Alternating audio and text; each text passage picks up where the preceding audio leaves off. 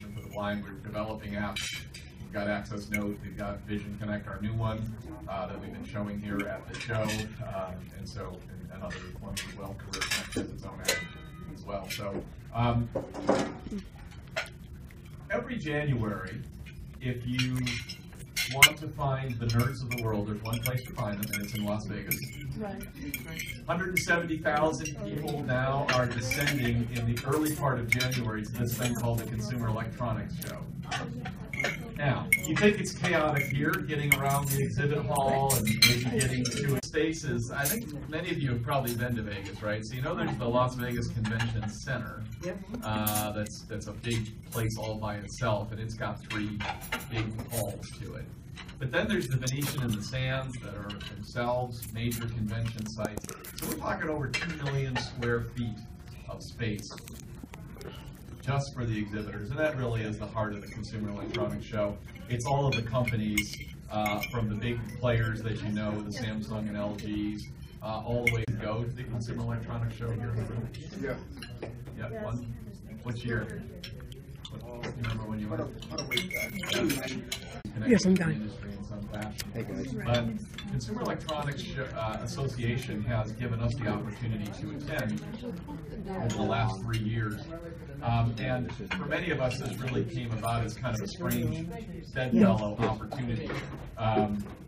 Gary Shapiro, who is the head of the Consumer Electronics Association, was actually quite an outspoken critic opposing the Communications and Video Accessibility Act in 2010. on the table.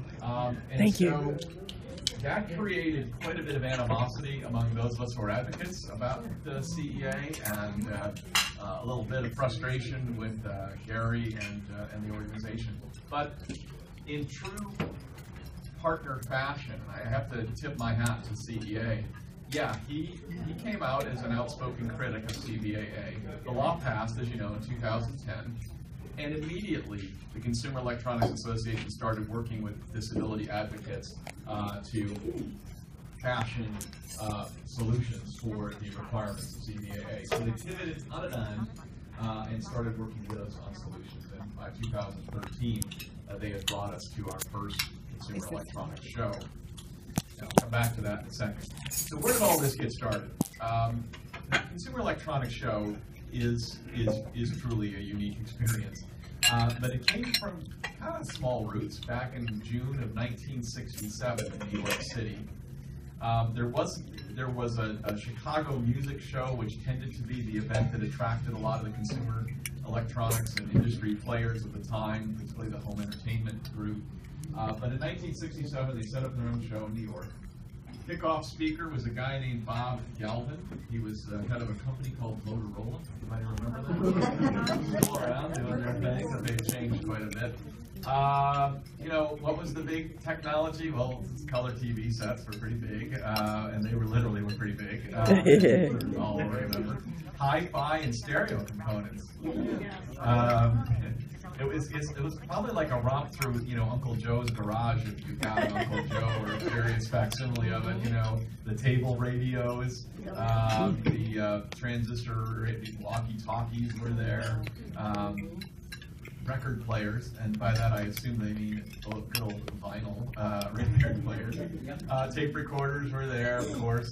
The beginnings of this thing called the VCR. Was making its debut as a video cassette recorder, of course, and electronic organs were there as well. Of course, anybody who's a fan of 1960s music knows that Hammond sound that was probably the time there. So the show started in '67. For a long time, they did 2 shows. They did a winter show, started doing that in Vegas. And then they would do a summer show in Chicago. Richard, you said you were in maybe one of the Chicago shows. They stopped doing that in the 90s and just stuck with doing the show in Vegas in January.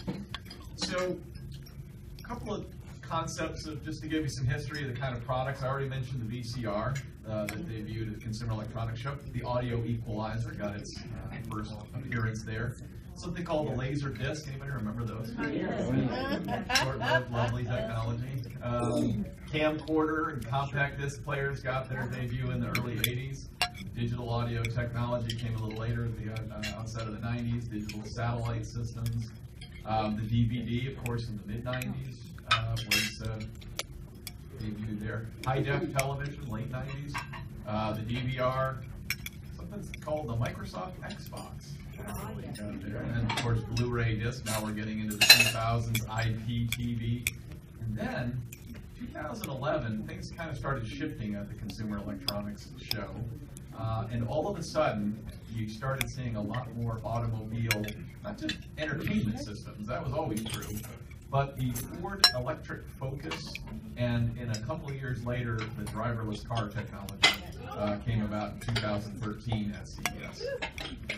So all of these things, most of us kind of remember one way or another these technologies as they come about. And for those who have been going to, and I've talked to people who have gone to Consumer Electronics Show for a while, it really has changed over time and morphed into a different show. I mentioned how huge it is. I mean, and you can't imagine what that's like until you actually try to find things in this 3,600 company show that's spread across multiple locations that aren't all that close to each other.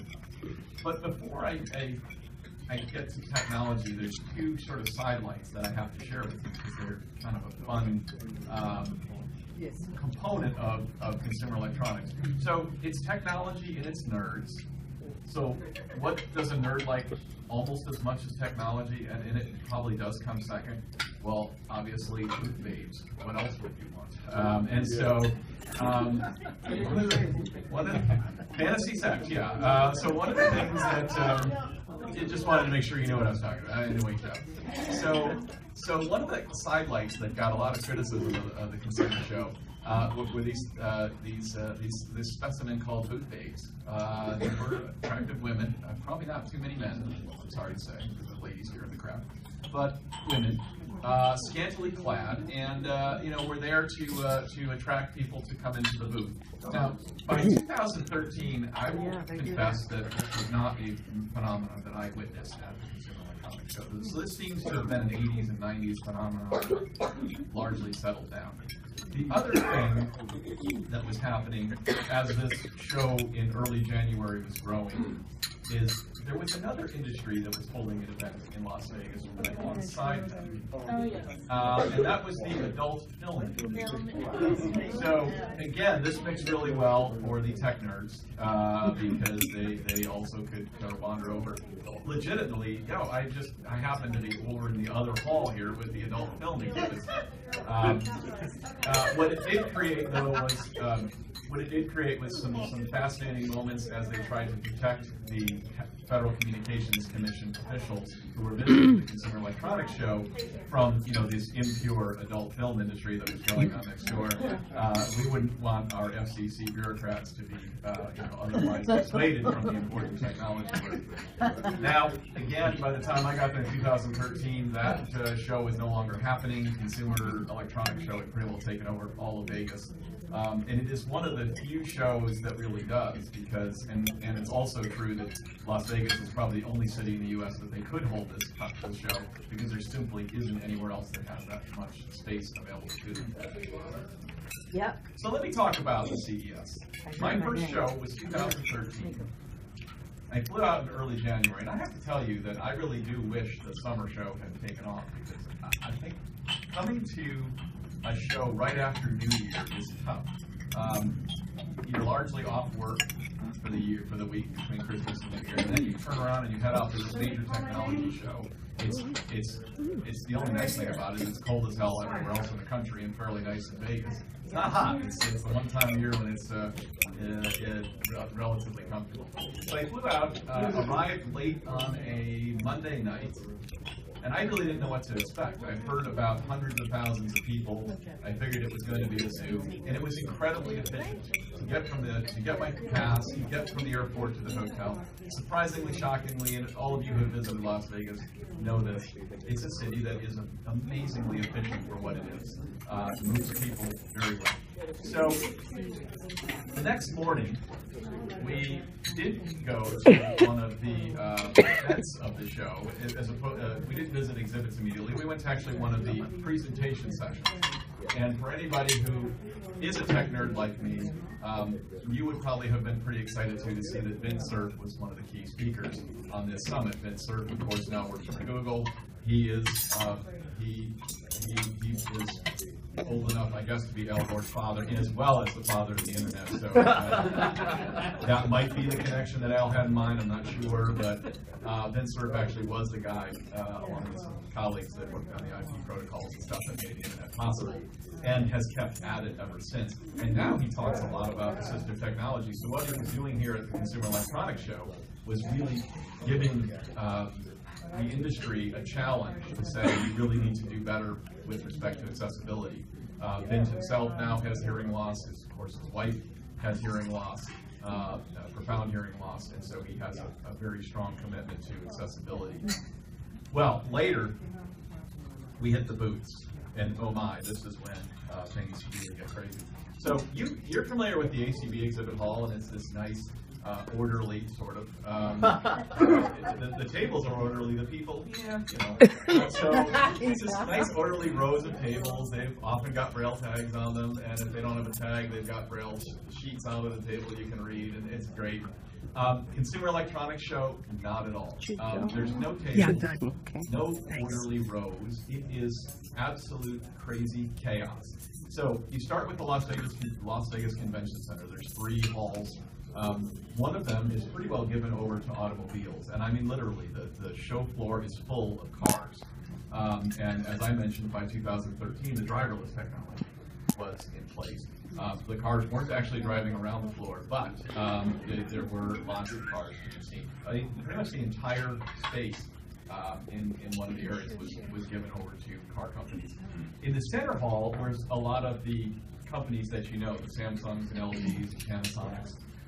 But they had booths that were the size of a modern suburban house, 3,000-4,000 square feet of stuff. And so, first of all, this is a blind person's nightmare because there's absolutely no landmarks, no mobility landmarks to follow at all. It's just these suburban-sized houses plunked down around in a big open space, and you kind of move among them. And it's not pristine and quiet. No. It's pounding bass. It's it's Meghan Trainor all about the bass everywhere you turn. And because everyone wants to show off their loud audio, whether it's their TV, their car entertainment systems, or the speakers that they offer. And so in the center hall, you're wandering among the Samsung and Panasonic and LG and Fox, which is a big audio producer, that some of you know apparently, and it's really cool. I mean, don't get me wrong, you get to see an impressive array of technology, but it's also mind-blowingly complicated to get around and to try to get from one place to the next in any kind of an efficient fashion. And then over at the other end of the hall, down on the south side of the exhibit hall, is kind of an interesting collection of booths. And again, these are maybe the size of the more urban townhouse, so they're not small tables again, but they're not quite as massive. And that area is almost navigable. There you'll find sort of interesting and emerging technologies. And by the time I got there in 2013, that included 3D printing. Now, 3D printing, for those of us who are blind, is going to be one of the coolest things that I hope does succeed. And I gather there's some challenges, in whether the 3D printing companies are really going to make it. But 3D printing was becoming a huge thing. Health and fitness, of course, had emerged as an interesting area. And by the way, by the time we got to 2015 CES, every imaginable company had some darn fit type thing you could wear. Wrist, pants, bra, I don't know, wherever you wanted to wear it. So in 2013 we saw that emerging. 2015 it was totally here. And then the thing I want to say that the Consumer Electronics Association, who makes this show possible and also makes attendance by those of us with disabilities possible. To their credit, they wanted us to explore the show, go anywhere we wanted to. They had some companies that they wanted us to talk with, and they set up meetings and opportunities to see some interesting and emerging technologies. But they really wanted us to walk around and just challenge the companies that were there about accessibility. What are they doing for accessibility in TVs and appliances, in their audio products, in their smartphones and tablets, and report back to them. And this is what I mean by an organization that really is trying to be a true partner now in moving accessibility forward. And so a couple things in the early, in the first year, 2013, that we got to do was talk to a company called Tactus, T-A-C-T-U-S, and they were working on this interesting technology that I gather hasn't quite made it, but essentially it creates little bubbles under a screen that could be used on a tablet, and those bubbles can pop up immediately, creating a BlackBerry-type keypad. And on a otherwise, the name of it, it's a game developer, but you'll find this a lot at places like CES. Their developer had run across a blind guy, and they were talking about challenges of technology, and he said, we make this smartphone case that's for gamers, and the case is sensitive, it's got sensors. Well, we could make that so that people could braille on this case and use the case as a braille input device. And so they were showing that, and we also talked with them about how cool it would be to make those low vision controls so that you could actually be using the back of your phone to do Zoom and other stuff. You wouldn't have your fingers on the leg of the touchscreen. So there was cool stuff like that is always a fun and gratifying experience. And one of the challenges, of course, at CES is trying to sort out the interesting booths that might have something like that from the ones who really don't have anything to show or don't have any interest in accessibility and probably aren't going to be around for very long. They got one or two shots to come to Las Vegas. And then there's also the fun side of CES, and for those of us who are tech enthusiasts, it is really like a playground. But if you're a tech and music enthusiast like me, a guitar player, the Gibson tent, which is there, is a real place to go. So all the guitar effects you could imagine, plus all those really cool Gibson guitars hanging around in a tent. And I don't mean like your camping tent, I mean a really cool tent. And often bands playing in there as well. So a really great opportunity to mix tech and music. And by the last show, this 2015 show, they had put up a chair in front of the Gibson tent.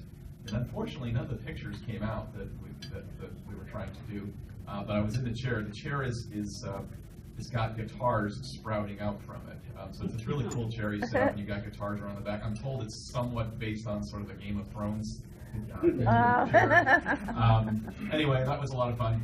So by the time we got to 2015's show, the Internet of Things had really taken over at CEA. And so, in fact, the Samsung CEO did a presentation talking about how Samsung was going to essentially, its goal was to connect all of its technologies together via the internet to make use of sensors, to make use of the revolution in wearable technologies and home appliances, health and fitness gear, and connect all of these things to the internet. Of course, for those of us who are blind, this provides a really awesome opportunity to control all these technologies through our Android or iOS devices, of course, if we can afford them, which is always a major challenge.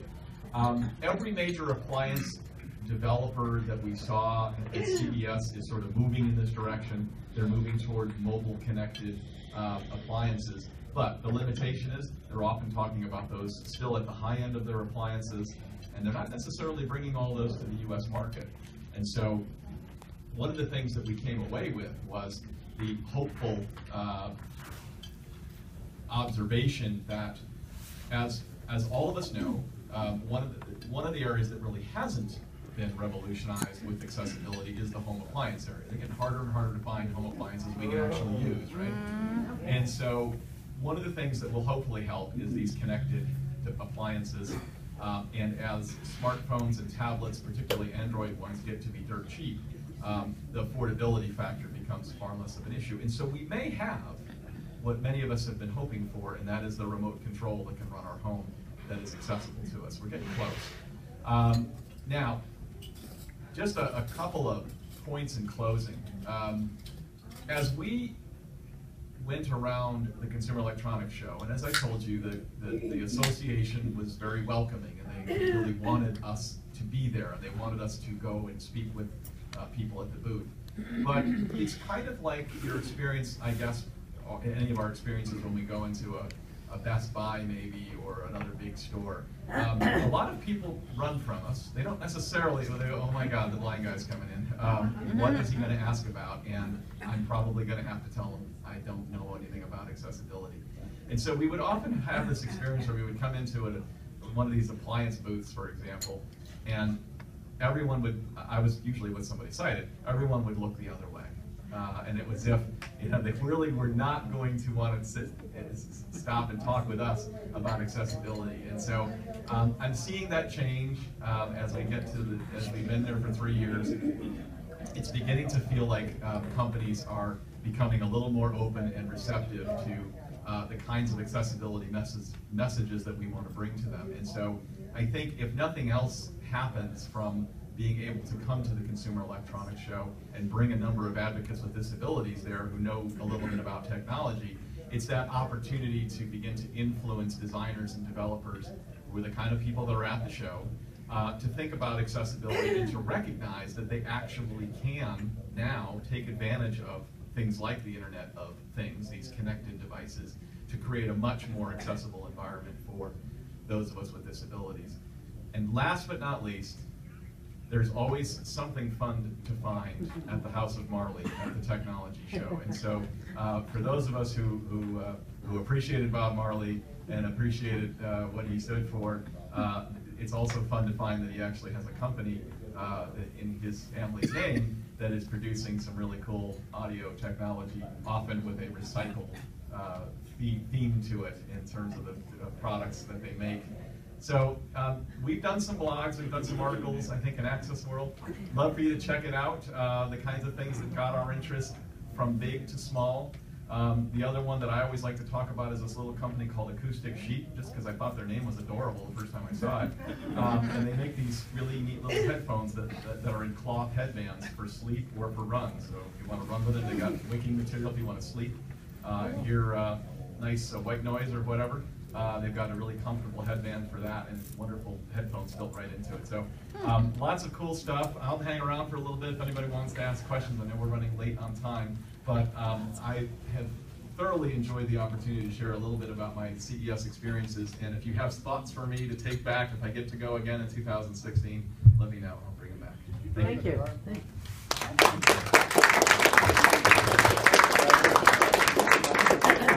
Thank you, Paul, so much. I think some of us would love to be able to go to CES.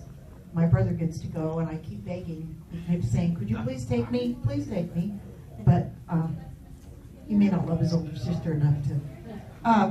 We are going to have a drawing for a very nice prize. Now, this is a good news, bad news situation. The good news is the prize is an Apple TV.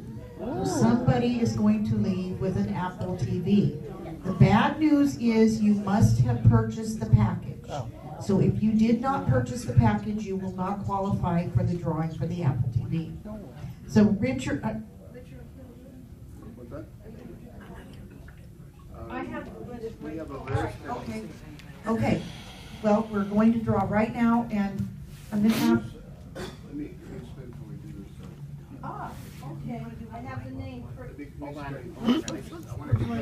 I just wanted to go to the door. Okay. How we do this, just to make it as fair as possible, we use a website up there called Random Number Generator. And we take a list of those people that have purchased the package, and we number that list, from 1 to N. And we run that generator and pick a number out of that list in that range, and that person is the winner. And I think we have one. Number 3? No. No? What number? Number 21, Susan Thompson. Now, Susan Thompson, all right. Oh my God. All right. I hope you don't have the other system. Well, it should work on your system. Will it talk to my watch? I'm not sure. No, I don't think I so. don't know. I don't It- think so. But it'll talk to your TV with a HDMI cable. All right, Susan. Yay. You think he can buy one of these? Well, You don't have to. somebody want to take it to her? No. No, you don't have to. All wrapped up and ready to go. Wow. Thank you, Richard. Thank you, Renee. I had forgotten about the random number generator, but that's the really fair way to do it. So, I want to thank everyone for being here. I want to thank you all for joining us today. It's been my pleasure. And on behalf of the other officers that are present, Tom Jones, our secretary, and Richard Villa, our treasurer, and myself, because John had to leave. It's been our pleasure to have you here today. I want to thank Paul Schrader very, very much for talking about the CES. He will be here for a few minutes, I think, but some of us have other stuff going on. And Richard will take dues. Richard is up here at the head table. So if you want to pay your dues, if you want to join us, we would love to have you. And Debbie Kessler, don't leave the room yet, because we're going the same way. So, okay, thank you so much, and everybody have a good